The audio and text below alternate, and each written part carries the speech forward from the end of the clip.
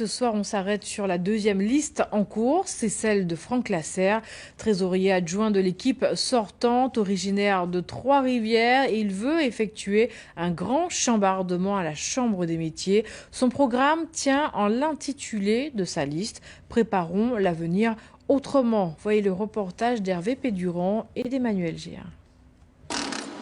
Dans la zone industrielle de Jarry, les chantiers ne manquent pas. Différents corps de métiers en exercice et relevant de l'artisanat. Terrassement ou second œuvre, Franck Lasserre veut fédérer tous les professionnels.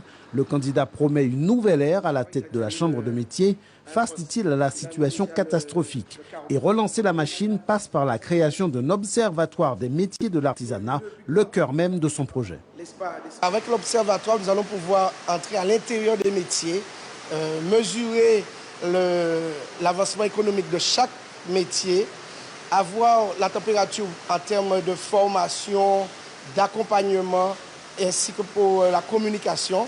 Ça veut dire qu'en ayant cet observatoire, cet outil, nous allons pouvoir avoir des statistiques, des mesures, des éléments de mesure pour pouvoir orienter nos politiques.